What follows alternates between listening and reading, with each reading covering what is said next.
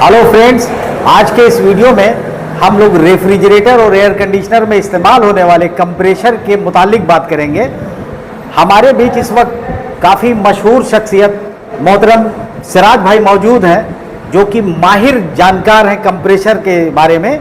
तो आज मैं और मेरे स्टूडेंट कंप्रेशर से रिलेटेड जो इनकी जानकारी है, जहां पर इनको कन्फ्यूज़न हो रहा, उससे रिलेटेड ये सवाल पूछेंगे और हमारे सिराज भाई इन सवालों का जवाब देंगे।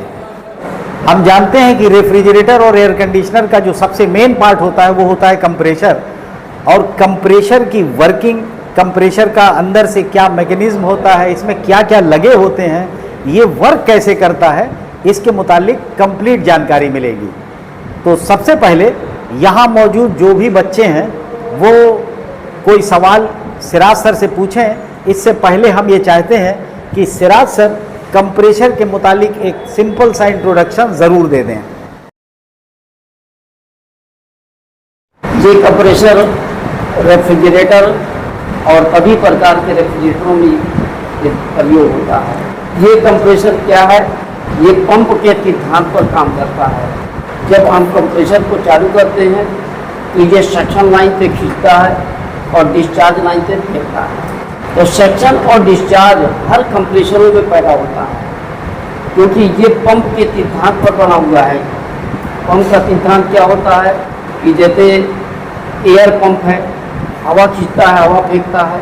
मिल्क पंप है, दूध खींचता है, दूध फेंकता है। ऑयल पंप है, ऑयल खींचेगा, ऑयल फेंकेगा। लेकिन ये हमारा जो पंप है, ये पंप नहीं कहते, इसको बस कंप्रेशर बोला जाता है। और ये रेफ्रिजरेंट खींचेगा और रेफ्रिजरेंट को फेंकेगा।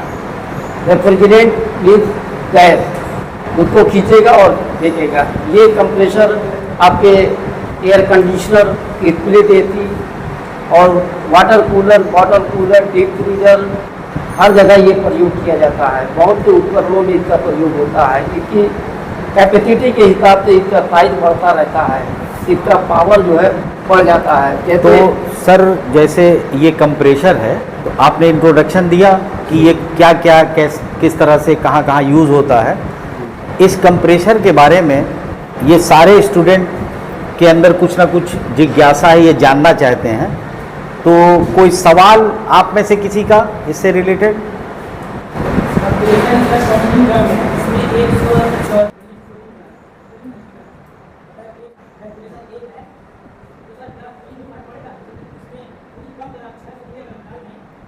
ठीक है सर, आपका सवाल समझ गए सर। जवाब शार्ट में जो है, देखिए आपका सवाल तो बहुत अच्छा सवाल है। लेकिन कोई भी रेफ्रिजरेंट हो, चाहे वो 134 पे हो और चाहे वो 25 नंबर हो, चाहे 410 नंबर हो, लेकिन सारा रेफ्रिजरेंट जितना भी है, 600 नंबर और हाइड्रोकार्बन, CFC, जितने भी रेफ्रिजरेंट आ रहे हैं, ये सारे रेफ्रिजरेंट कंप्रेशर की पंपिंग पर डिपेंड है। अगर पंपिंग कंप्रेशर की 500 पाउंड है तो ये कंप्रेशर समझ लीजिए कि अच्छा कार्य करेगा सिस्टम में। और अगर 500 से नीचे है, 400 है, 350 है, तो वो सिस्टम में कार्य तो करेगा, लेकिन क्या वो कूलिंग नहीं आएगी जो कूलिंग 500 पाउंड वाला कंप्रेशर देगा।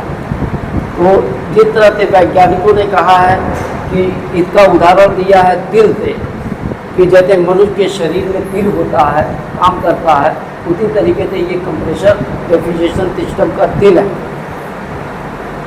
ये हमारे शरीर में तो ब्लड सर्कुलेट करता है, लेकिन जो रेफ्रिजरेशन लाइन में ये रेफ्रिजरेंट को सर्कुलेट करता है। अब रेफ्रिजरेंट कोई भी हो, उसको ये सर्कुलेट करेगा, चाहे 410 हो, चाहे 25 नंबर हो, चाहे 134 हो, कोई भी रेफ्रिजरेंट हो, 404, 406, 408, कोई भी रेफ्रिजरेंट हो, इसको सर्कुलेट करेगा। लेकिन हमारे सवाल का जो जवाब है वो ये है कि 134 और 600A जो इन्होंने चेंज किया, उससे क्या फ़र्क पड़ेगा? हाँ, आप 32 और 410 पे मत जाइए। उससे ये फर्क पड़ेगा कि कूलिंग जो है, कूलिंग, क्योंकि कंप्रेशर की पंपिंग कम है, इसलिए कूलिंग जो है नहीं होगी। देखिए सर का ये कहना है कि जिस तरह से हमने रेफ्रिजरेटर में 134A गैस चार्ज किया था और उस पर हमको वो कूलिंग इफेक्ट नहीं मिला जो मिलना चाहिए था, यानी इवापरेटर के कॉइलों पर वो चिलनेस नहीं थी, तो हमको ये लगा कि 601 गैस का चूंकि प्रेशर कम होता है और हो सकता है ये उसमें सक्सेस हो जाए, तो ऐसा पॉसिबल नहीं है। इसलिए कि अगर हम 134A की गैस डालते हैं तो इसकी जो हाई प्रेशर होती है और इसका जो बैक प्रेशर होता है, इसका जो रेशियो होता है उसी के हिसाब से 601 गैस का भी हाई प्रेशर और बैक प्रेशर का रेशियो होता है। अगर कंप्रेसर की पंपिंग फेल होगी तो हम 600 की गैस डालेंगे तो भी रेशियो में वो डिफरेंस आएगा जो 134 में आ रहा था, यानी 134A की गैस के साथ अगर कूलिंग इफेक्ट हमको कम मिल रहा था तो 601 की गैस के साथ भी कूलिंग इफेक्ट कम मिलेगा, क्योंकि वो रेशियो उसी हिसाब से घट जाएगा ना, कंप्रेसर की पंपिंग फेल है। समझ में आया? और कोई सवाल? हाँ शहजाद साहब, आप कोई सवाल पूछ रहे हैं? सर रोटरी कंप्रेसर में एक्यूमुलेटर क्यों लगाते हैं और ये कंप्रेसर में एक्यूमुलेटर क्यों नहीं लगाते?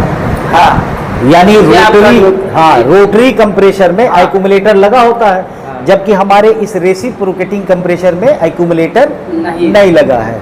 क्यों नहीं लगा होता ये बताइए, और लगा है तो किस लिए लगा है? हाँ, ये क्वेश्चन आपका अच्छा है कि एक्यूमुलेटर क्या कार्य करता है मालूम है? नहीं, तो एक्यूमुलेटर का कार्य होता है कि जो कंप्रेसर के सक्शन या डिस्चार्ज पर, तो डिस्चार्ज लाइन पर आपने देखा एक्यूमुलेटर का प्रयोग किया जाता है। एयर कंडीशनर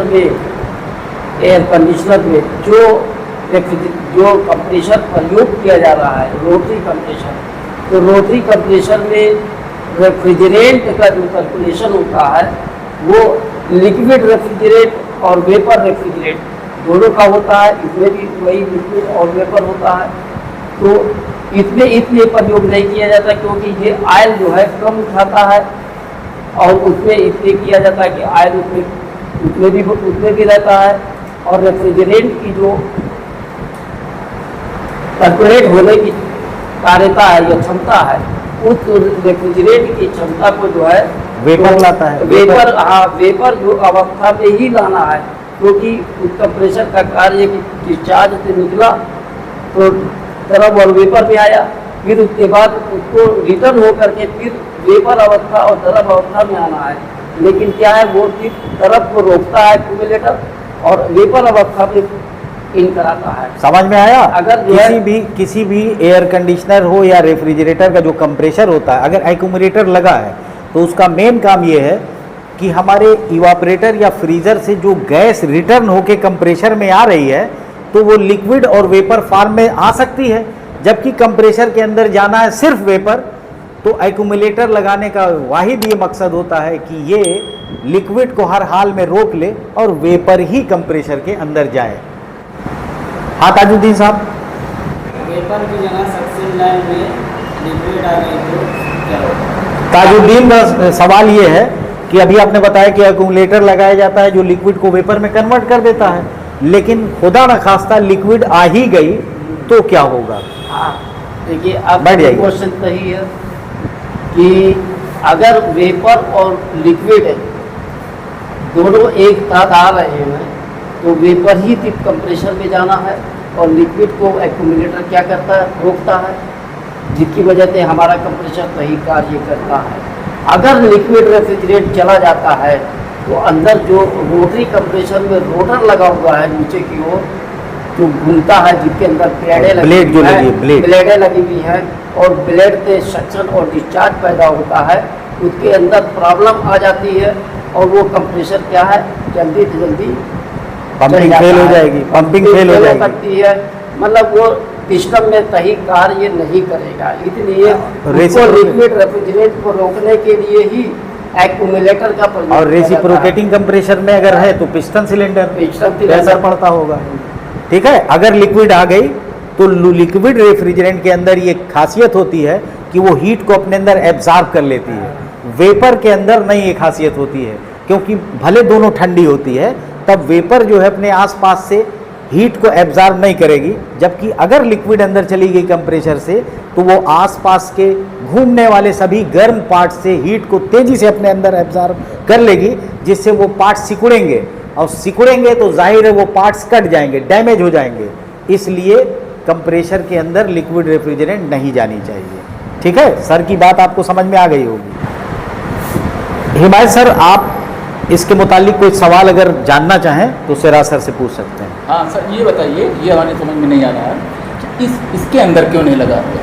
हाँ, यानी रेसिप्रोकेटिंग में नहीं लगा है, नहीं लगा है। जबकि रोटरी में लगा होता है। इसमें क्यों तो नहीं लगा? हाँ, तो इसमें इसलिए नहीं लगाया गया है क्योंकि सवाल इसके बहुत अंदर- इंपॉर्टेंट है, ध्यान से समझिएगा आप इसके लोग। अंदर जी, इसके अंदर होता क्या है कि नीचे ऑयल भरा होता है और रेफ्रिजरेंट जो आता है लिक्विड और वेपर अवस्था में जो रेफ्रिजरेंट आता है, जी, तो वो जगह होने के कारण और पिस्टन और कनेक्टिंग रॉड गजन पिन तारे जो है अपने वर्क करते रहते हैं और उससे क्या होता है तरफ रेफ्रिजरेंट वेपर रेफ्रिजरेंट में कन्वर्ट होता रहता है और इधर से डिस्चार्ज से ये वेपर रेफ्रिजरेंट चला जाता है। इसी वजह से इसमें एक्यूमुलेटर का प्रयोग इसीलिए नहीं किया गया है क्योंकि ये कंप्रेशर रेसिप्रोकेटिंग कंप्रेशर है और वो है रोटरी कंप्रेशर। समझ में आया? देखिए, इसमें मसला ये होता है, सर ने जो बताया वो अपनी जगह बिल्कुल सही है, और इसमें कुछ हम भी अपना ऐड कर दें कि हमारा जो रोटरी कंप्रेशर होता है उसकी जो सक्शन लाइन होती है, सक्शन लाइन इसके अंदर मौजूद कंप्रेशर से डायरेक्ट कनेक्ट होती है। ठीक है, यानी अगर वेपर आता है तो डायरेक्ट कंप्रेशर के अंदर जाता है। इस बॉडी की बात नहीं कर रहे हैं, बल्कि बॉडी के अंदर मौजूद कंप्रेशर उसमें डायरेक्ट जाता है, जिससे अगर लिक्विड गई तो वो फौरन इफेक्ट डाल देगी कंप्रेशर पर।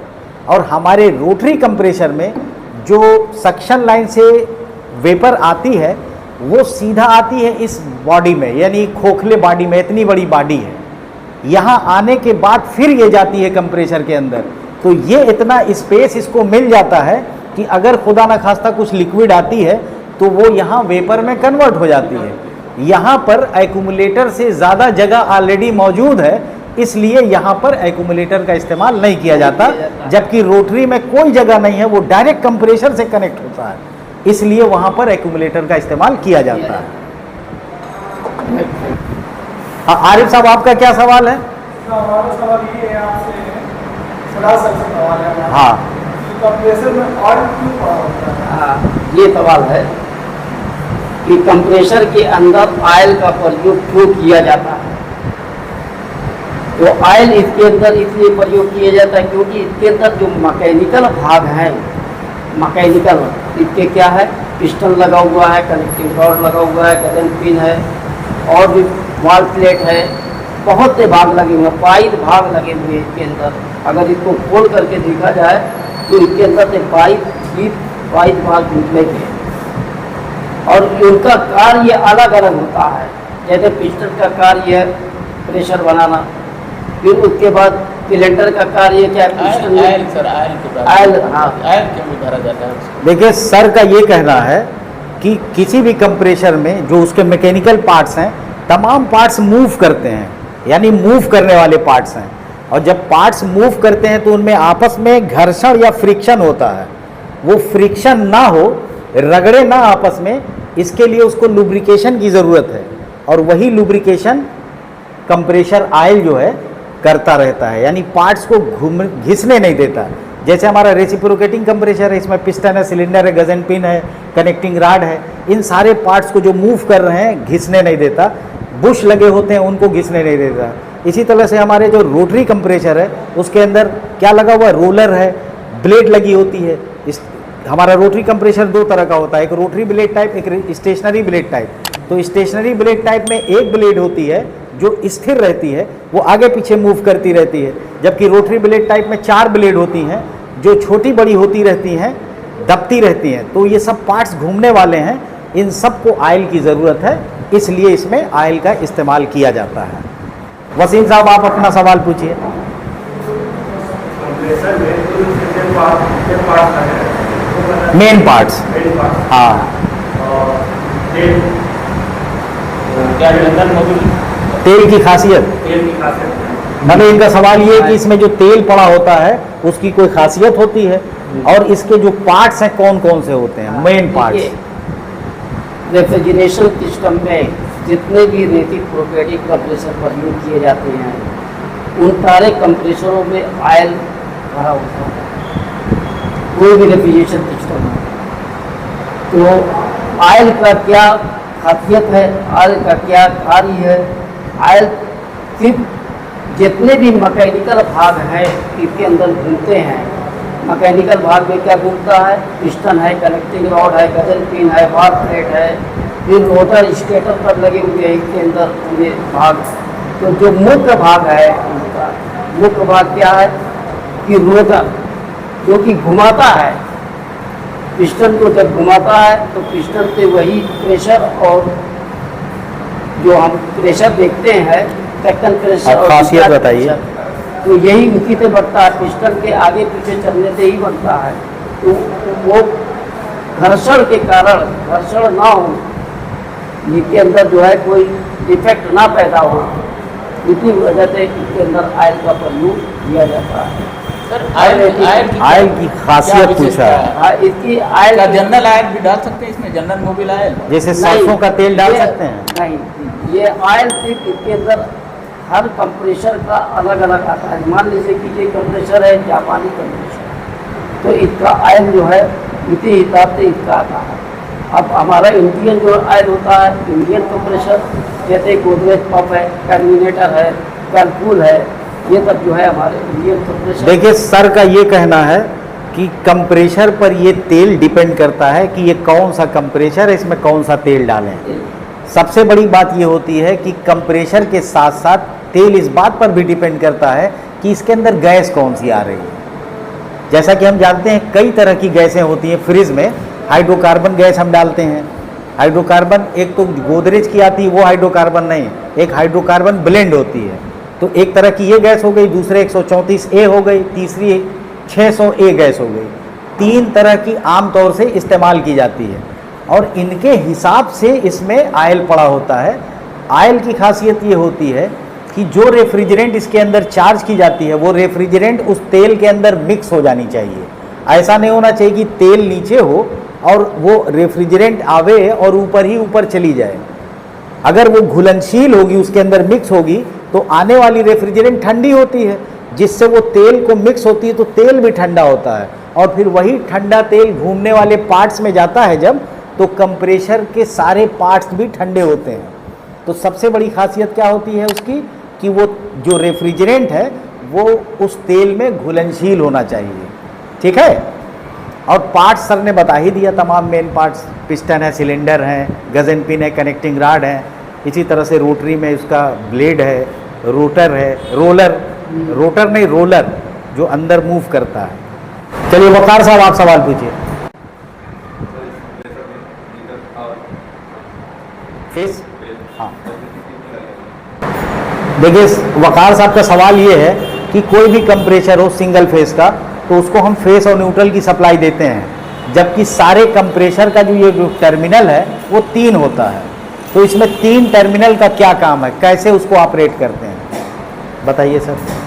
देखिए इसको चलाने के लिए क्या हाँ ये 3 कंप्रेसर को चलाने के लिए, क्योंकि इसके अंदर वाइंडिंग लगी होती है जिसको बोलते हैं स्टेटर। ये जो है आपको दिखाई दे रहा है, ये आपको ये स्टेटर है। ये स्टेटर जो है वाइंड किया हुआ है और इसी वाइंडिंग से ही ये टर्मिनल पॉइंट जो बने हैं 3 पिन, ये उसी से ही बने हैं।